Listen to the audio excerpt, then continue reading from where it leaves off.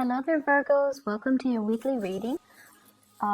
First off, I have a few big messages for you guys. I feel like this is a week where the give and take in a relationship, and it doesn't even matter what kind of relationship it is, imbalances in give and take in friendships, in collegial relationships with work colleagues, co-workers, bosses, and as well as people who are near and dear to you, a relationship partner, a child, somebody that you share space with, whatever it is, whatever those relationships are, the balance in the give and take is going to be very, very crucial. So it's almost like I see this delicate balance. I'm doing this, I'm contributing this, what are you contributing? I don't see you openly saying that, but I feel like you are at a point where you're not going to allow somebody to take advantage of you. You are coming into this sense of awareness that other people are very self-interested and they're going to do the least amount of work and get the most benefits out of situations. And I see, like, in the past you have been aware of it and you're just like, it's okay, it's not the end of the world. But this week it's actually very important. And so look at a situation for what it is. Don't try to rationalize it. Don't make excuses for the other person, and really seeing the situation in its entirety for what it is. Okay.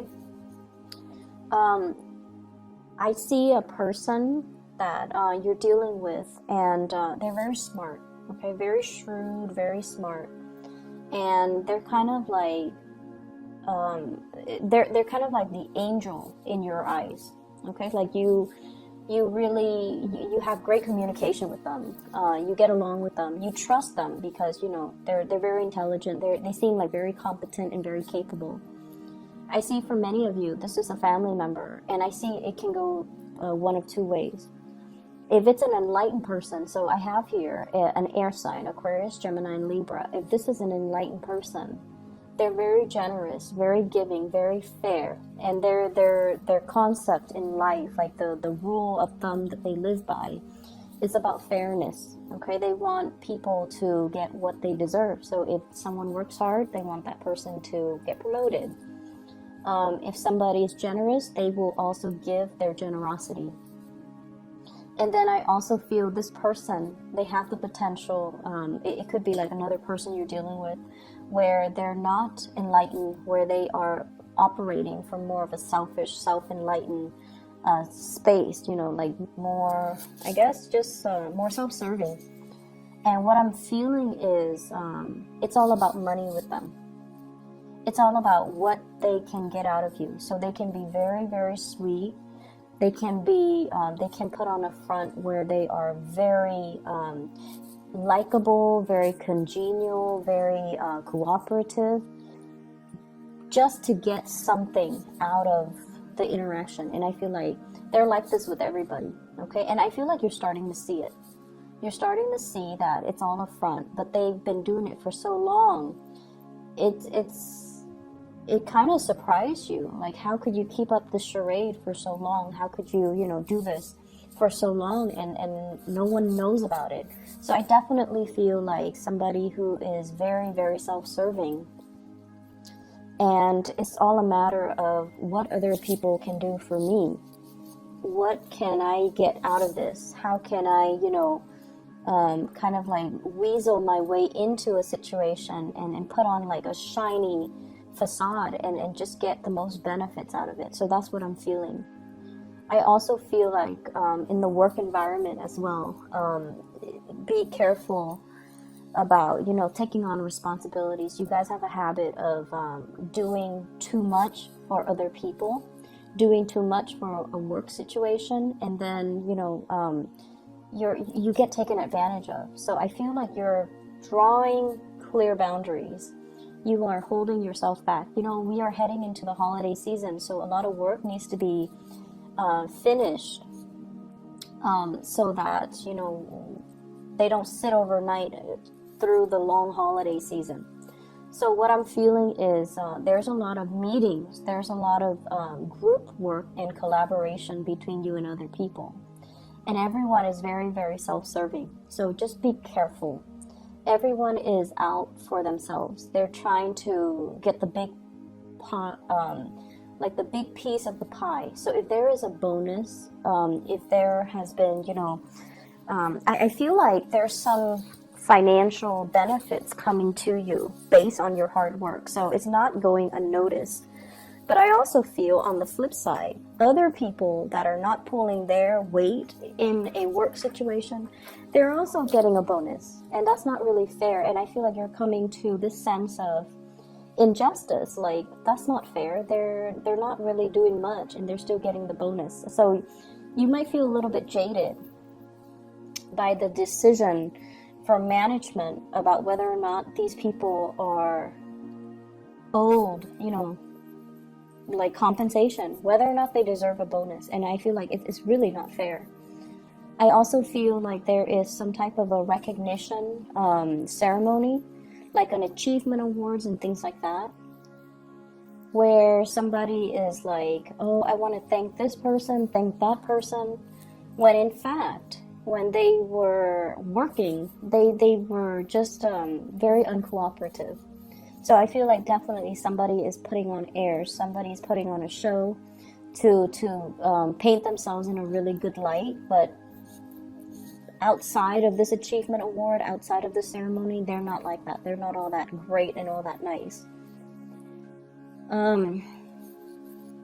I do see issues with children coming into the picture for those of you with children, or you're taking care of other people's kids, or you're dealing with somebody who is significantly younger than you that you really care about. You want to give them the best, but at the same time, I also feel like you want them to also work for it, because you want to help them build their character, help them understand the concept of delayed gratification, help them understand the value of hard work. You want to instill in them, these good qualities. And I feel like it's a very delicate balance as well, because you also tend to get in the habit of doing everything for that person. And so try to detach a little bit and let them do things for themselves. Let them come to you if they need help, rather than, doing everything for them. Okay, so that's really, really important. What I'm feeling as well is I feel like there is some disappointment here regarding wanting to build a future with another person. And I don't feel like, it's a disappointment where they stab you in the back or anything like that. But I feel like there's a change in direction, okay? What we thought we wanted, we don't want anymore. So, for example, if you're like, if you're with a partner and you're like, okay, let's move in together, next month, and then stay together for about a year and then see if we're ready to buy a property. And then, once we get the property, then we are going to have children. I feel like those plans are either disrupted or they are kind of redrawn. Okay, so it's like you're reprioritizing, and you're a little bit more like you might be fixed on the timeline. Like, I want to do this in this specific year, I want to do that, and things like that. You have everything planned. But it seems almost as if the reality is we're both not at a point where we're ready. So let's just put those plans on hold, and let's just, keep them on the back burner for now until we both are financially established. I feel like you're dealing with a partner who is not as financially established as you are. And they might be wanting to rush things. They might have trouble finding their sense of direction. They might have trouble with the foundation of their professional life, with their finances. They might not be where you need them to be in order for you to feel safe about creating a future with them.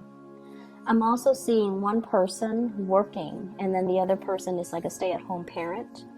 And I feel like the stay-at-home parent might be at a point where they're like, I want to return back to work. So you have to kind of like accommodate and try to work out how things are going to, look, and how things are going to work, and how that's going to figure into the equation. So I see that element here about you and a significant other, you have already decided on a course of action, and then there's some disruption or there's some changes to that course of action, and you have to kind of sit down and redraw the blueprint, redo things, and to revisit this discussion. I don't feel that is bad, but I definitely feel the times are changing is what I'm seeing. Circumstances change, so we have to learn to be flexible, okay? So I feel like flexibility and just understanding that situations change. So as soon as situations change and you're catching a whiff of these changes, it's really important to have these discussions to kind of rehash the plans. There's no harm in it. I feel like it's a smart thing to do. So, be open to that. I'm also feeling as well health issues when it comes to moms. So I don't know if you have been in touch with your mom. I feel like it's your mom. It's not like an in-law or another female family member. I was getting this with Capricorn with their dad, and I'm getting this with you with your mom. So reach out and see what she's dealing with and if she's okay. I feel like, it would mean a lot, okay? So just reach out to your parents. I'm also getting as well, like property needing to be appraised, or you're anticipating some type of repairs within the household unit.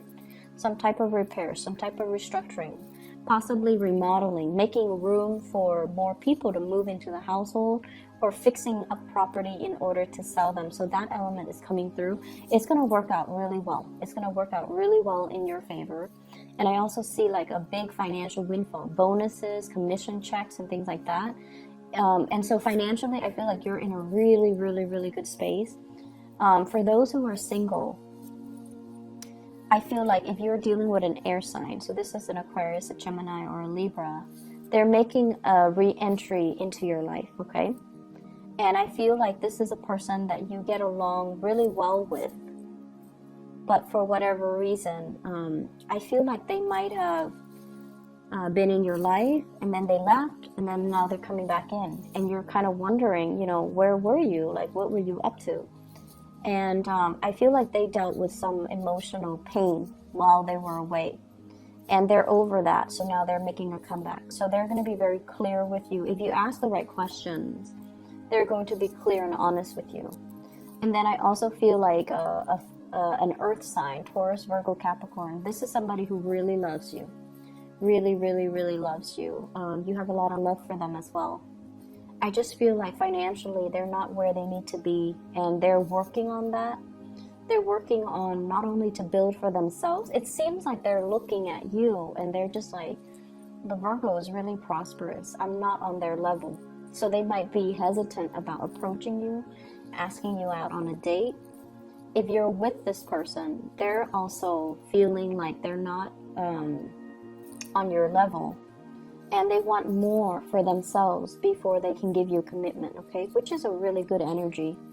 And so you have some good contenders with you. You have some good people around you. And I feel like, being flexible is a really good quality to kind of incorporate into all the decisions you make this week, so that you don't get, sidetracked or fixed into one course of action, okay? I hope the reading is helpful, Virgos. Once again, I'm really sorry for the delay with your reading. I'm in Northern California. We have a lot of smog from the wildfires. And I've been feeling really sick, just under the weather because of all those particles I'm breathing in. So I apologize. I'll try to I hope it clears up next week. And my prayers go out to the families and all the people affected, but I will try to get these out early. I should have some free time next weekend to get these out early for you guys. I wish you all the best. Take care.